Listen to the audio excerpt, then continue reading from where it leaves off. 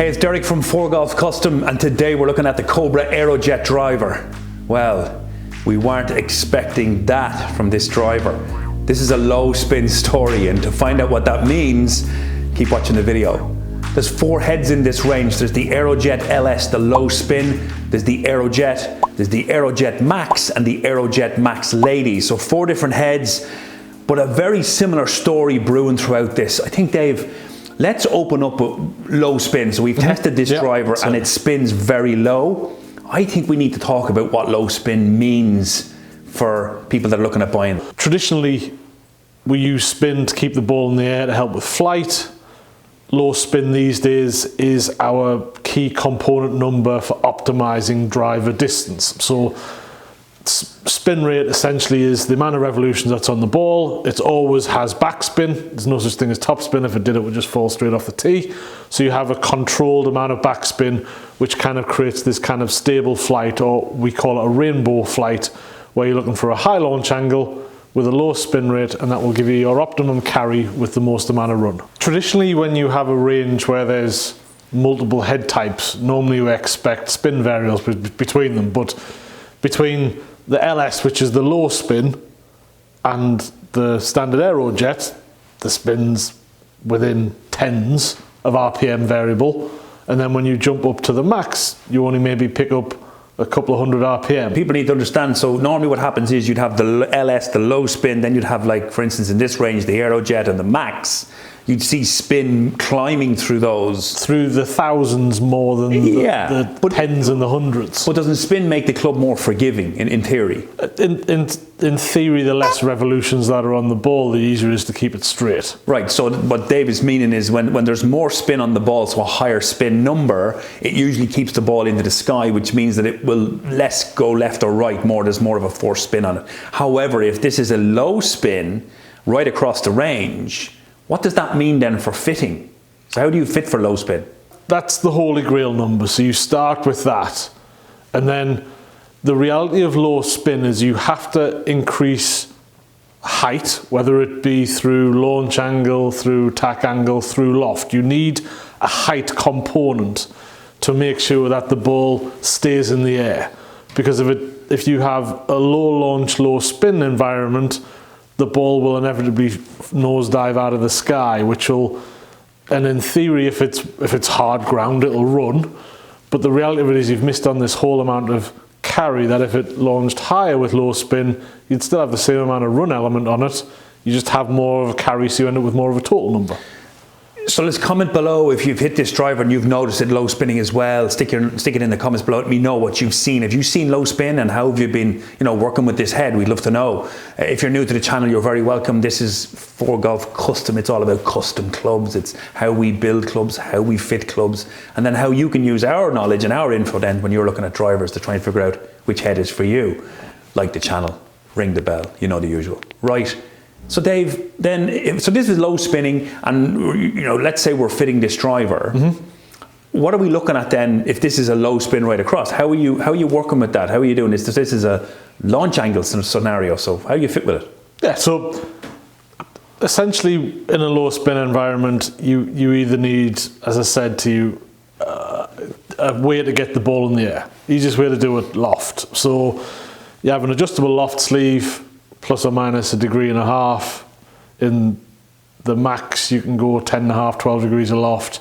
So you can force the loft onto it, or the launch part of it, to make sure that the flight is at its optimum by using loft, which is the easiest way to do it. So I guess if you get the good launch angle and a good spin rate, they are essential to long optimum driving numbers. And we're looking at launch angle as well versus attack angle. So we're trying to see, can we get the driver more in the up, correct? Correct. So the more positive the attack angle, the higher the ball will go. So in the LS as an example, which is a front weighted driver, that works very well with a positive attack angle.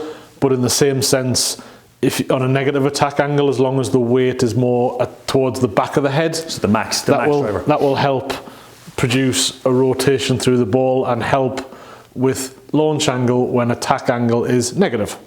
Right, so let's bring some of the tech in, because I said at the start that we were quite impressed with this driver, and we are. In fact, like sometimes we don't see through the different designs the big changes, I guess. We normally see small changes, but this kind of blew us up a little, didn't it? And we weren't expecting it to be quite as high performing as it was. So let's see.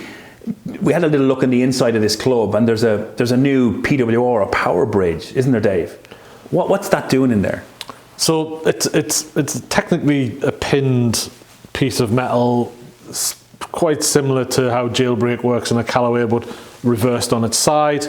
What it does is it's there for stability primarily, and then because it's away from the face, it allows optimum ball speed from the face. What I'd say about Power Bridge is it's slightly different set in the different models to help promote the different ball flights, but as we do a run through the heads a little bit further on, that'll become a little bit more apparent. So then this is a speed story, right? So, you know, just to talk through some of the, well, carbon fiber is obviously very prevalent. It's in the sole, it's in the crown, and that weight stripping allows for weight to be placed to create, you know, more forgiveness, higher MOI. Absolutely. But this is really a speed story, but not in your typical sense. So it's not like speed off the face. It's about managing the speed going in, depending on the golfer, and giving out as much. Isn't that right? I think so, yeah. But I mean, they use Tour Pros traditionally for testing to make sure that things work.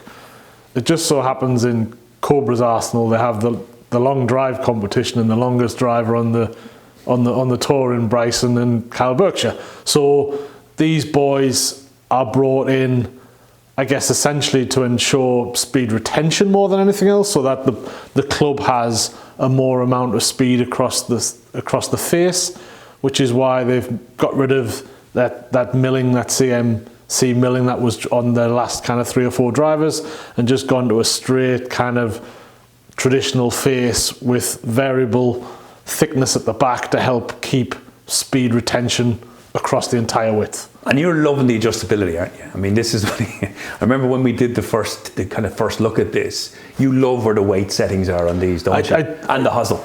I can see the thought process that goes in. Certainly with the Aerojet LS, 2 weights, front weighted, 1 heel, 1 draw, perfect, 2 different weights.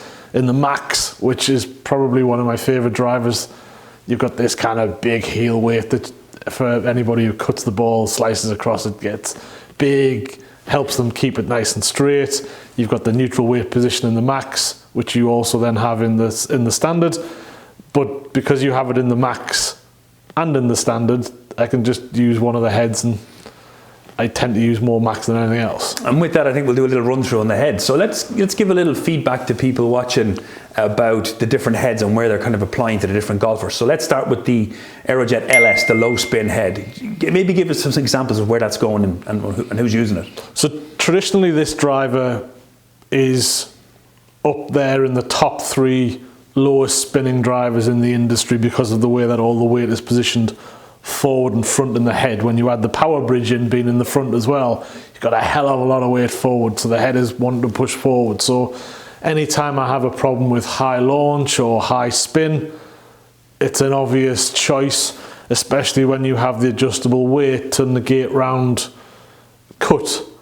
Let's call it draw and fade rather than slice and hook, because they're narrow. And are you moving those weights then based on the player? So you're putting heavier out the toe for more hook? Because you have 2 weights and they're 2 different weights, you have to have it in one position or the other. Here we can maybe have, with a different set of weight kits, you can have 2 weights the same, but primarily from a commercial's perspective, one's heavy and one's light, so it either has to be fade or it has to be draw.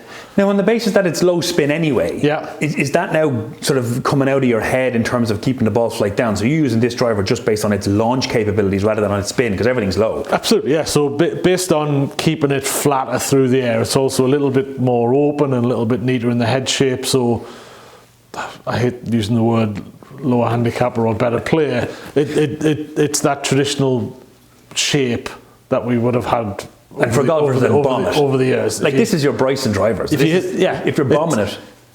I always say to clients, if the point of them 2 being involved, Kyle and Bryson, in the design of it is, if I'm going to hit the ball as hard as I possibly can, how do I keep it as straight as I can? And that's primarily the thought process to it. And shaft-wise, again, there's a tour spec shaft, isn't there, in this? Yeah, you can get a tour spec drive, and basically that just means it's shorter in length, so you get an inch shorter. Again, all part of this control story of making sure that the driver can go as straight and as true as it possibly can over the largest number of shots. And so then the Aerojet then, so this is the one with just a heavy weight right at the back to identify it. Is that getting much play, or who are you seeing going into that? This is probably the one of the three that I use the least. It's quite similar in numbers to the low spin, although it maybe launches a little bit easier because of that back weight position, quite neutral in its face, a little bit bigger in its head shape. I tend not to use it because I can do the same in the max in my head, where I've got a weight at the back, so if I have one light and one heavy, so I can just put the heavy weight at the back of the head and it gives me the same stability. So Aerojet and Max is kind of for you, you'd see them in the same brief, but you tend to use more Max because you can use the weighting? I use it because instead of just having one weight, I have two weights. So I have more variability, more adjustability when I bring in the hosel in terms of upright or flat and more loft or less loft. I can then, it allows me just to fine tune the driver a little bit more for the client. So why would you move the weight into the heel? Inevitably, the more weight you have in the heel, the quicker the head will rotate to the draw side. So anybody who cuts across it, slices it. In the Max driver, the floating bridge is also more heel biased as well. So in its neutral position, there's a little bit of draw with it. And then when you put the heavy weight into the heel, it's really quite draw orientated. So anybody who, we can use the word, slices the ball, it's a perfect combination for them. Again, once you've got the sleeve, you can open and close the face as well. So you can make this very, very heavily draw biased driver for anybody who struggles with the cut, which inevitably reduces the amount of distance. And the ladies get much play? So that's the Max ladies. So for me, the ladies is a colour change, making it a little bit more feminine looking. Between, it's a Max, again it comes in 10.5 and 12, they just don't make it a 9. I tend just to use the one head. Yeah, perfect. So there you see, folks, this Aerojet from Cobra, it's very well rounded, but the low spin is what's going to throw you here. So I think if you're going to go for this driver and you're going to understand that it's got a low spin capability, you need to then make sure of a couple of things. The first thing is you got to get the right head from the start to make sure that it's maximizing the capability of moving that loft sleeve. So loft is going to be really important to how this driver fully performs. If you get the right head and the wrong loft, this thing's going to drop out of the sky. You're not going to get the carry distance you're expecting. We were impressed with this club and we do believe it's going to do very well for the season, but you got to get the loft right, you got to get the right head, and then I think you've got to probably bring in the right shaft into this product to get all parts of this club, managing the speed, managing the flight, and getting that ball into the air. I'll put the review that we had of last season's Cobra driver as well up there, just so you can look back on that, but this is definitely a better version of that for sure. If you like what we're doing, as I said, give us a like, and we'll hope to see you at the next video. Thanks a lot for watching.